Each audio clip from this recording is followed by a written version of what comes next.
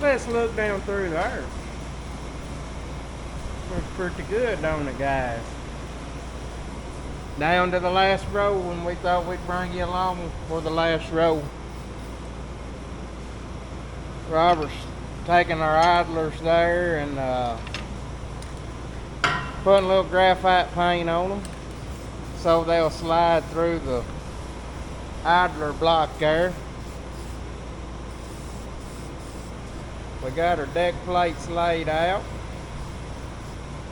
So we thought we'd bring y'all along with us as we did this last row. If I can figure out where to put y'all. Alright, so we didn't show it, but we've slipped our top sprockets on, so we got to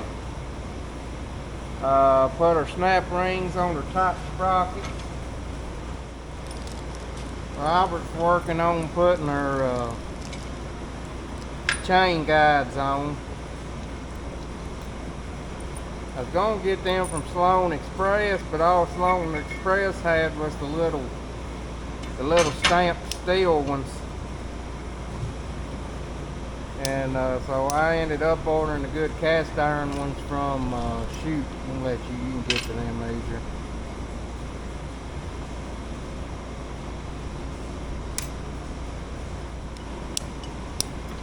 Them right there will ratchet and hold themselves in place where you ain't got to hold them open.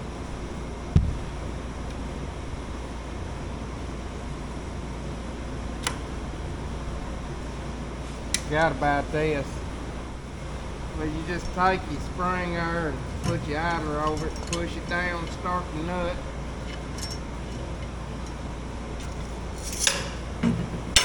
Lay that out there.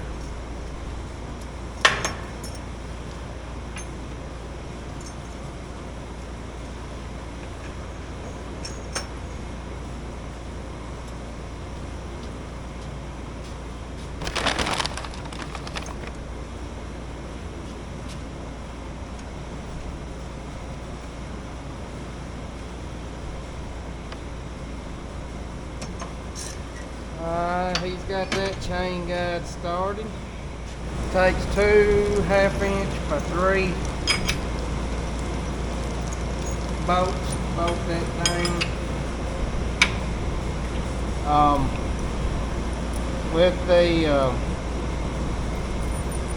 chain guides, Shoop actually sent the hardware for them. Yeah, that tends to make a difference. Alright, now for the fun part. All these bolts, the chain guides and the blocks takes a 3/4 wrench. I made these little guides here to set the deck plate tolerances. That's 35 millimeter. That's 38 millimeters. Supposed to be 38 millimeter on the back and 35 on the front. What I've been doing is you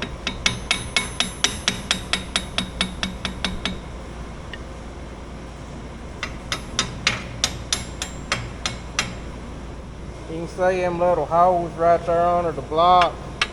I've been kind of using them. That's how I initially center the deck plates up over the stalks there. Then we put our little gauge in there and kind of tap them. You want it up there at the tightest point of the front. See. And then normally you got to leave them a little wider, because when you tighten them down, they tend to tighten up. Alright, snug them down.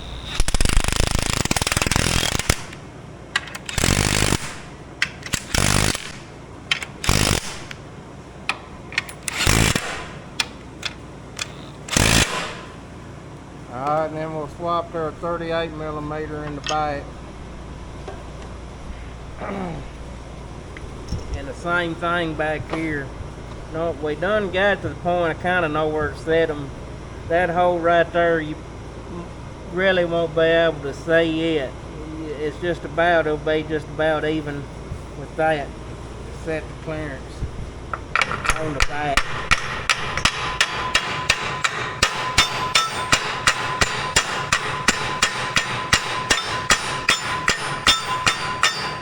When you snug them up on the front, that kind of tends to make them harder on the back.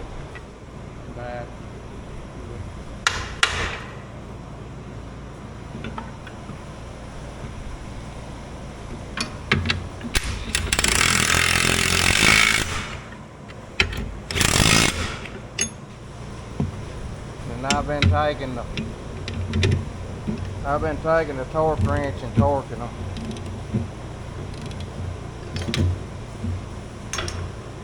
Because some of these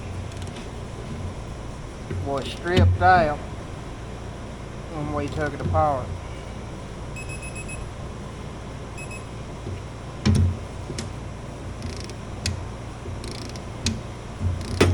And I imagine that's where somebody took a darn old impact and just hammered the crap out of them.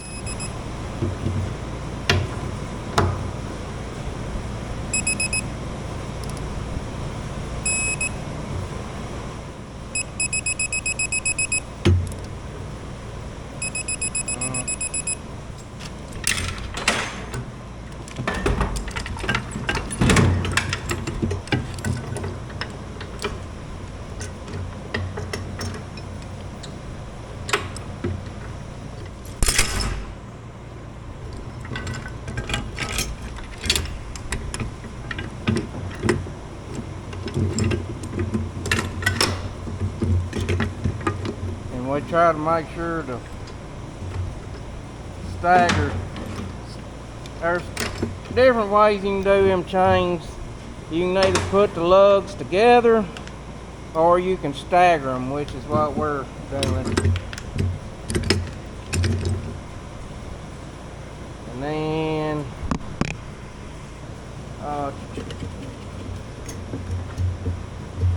you got to run this up until that bolt comes through this hole right here.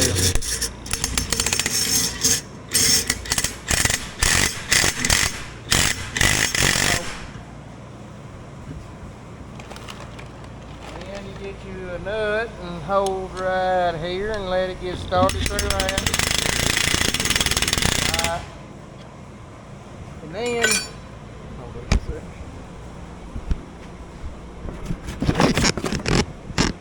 And what we've been doing, you can take your hands and kind of push this right here, and whoever's helping you can run that nut back down here, because that's just a jam nut, but it helps to get it started. And then you got this right here, which is your tensioner. Alright, tighten it up. Oh. And then you just tighten your jam nut down.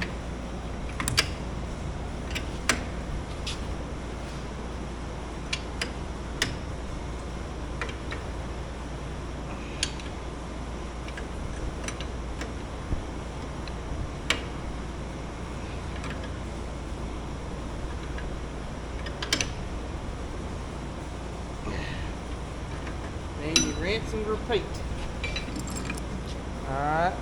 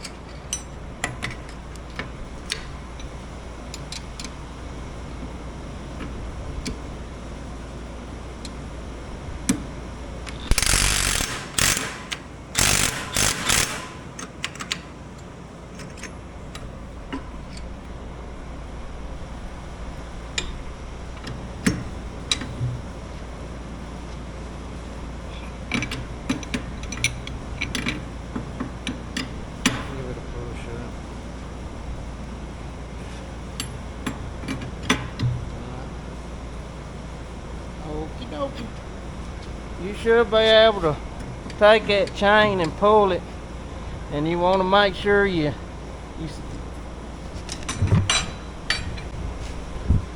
see this arm right here that you pull these on, or your sprockets on. You want to make sure it can move back and forth.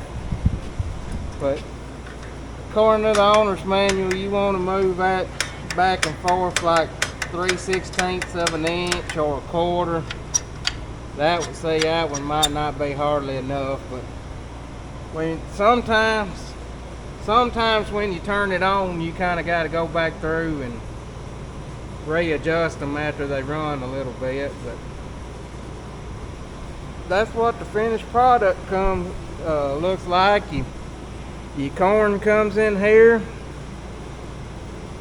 and your chains kind of get a hold of the corn, and then your stalk rollers grab that corn. Corn comes through there, and stalk rollers grab them and pull the stalk down through there. These plates right here strip the ear off, and then the chain takes them back to the auger, and the auger takes them into the combine. Y'all curious how long this takes? It probably took me and Robert a half a day to strip it off, and a half day to put this stuff on. And we hadn't been we ain't just been killing ourselves to get it done. You know, we've took our time. It's hot. We've been taking plenty of water breaks. But man, that looks a lot better. Before we put our snouts on, we're gonna put it on the combine. We got one little thing we gotta do to the combine in the morning. Then we'll set the header on, and we will run it, and we'll oil our chains and check out our handiwork. My dumb butt ended up ordering too many deck plates for the corn header. And let me tell you how that mistake was made. It's 8 rows, so you gotta have 16 blocks, 16 chain guides, 16 springs, 16 bolts. Y'all get the point. Well, I done got 16 on my brain. Well, I needed 8 left-hand deck plates, 8 right-hand deck plates, for a total of 16. Well, I had done got 16 on my brain, and I ordered 16 lefts and 16 rights. So we got enough deck plates to do a whole nother 8-row corn header. But the way the inflation is now, I may need to just keep them, because I think they was $30 a piece.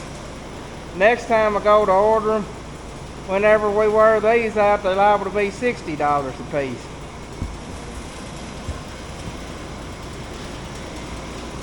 Which I hope we're not doing this to this header again. I'm hoping by the time it's time to rebuild this thing again, we will be running like a near 608C. But it's hard to beat these 0843s. It can't be tight if it's a liquid. Alright, Robert, see what you got.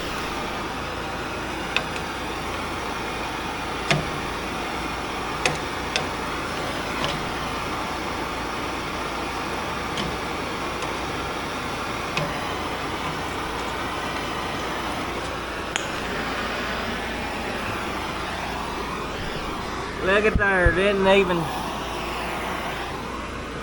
I nicked the shaft just a little bit, but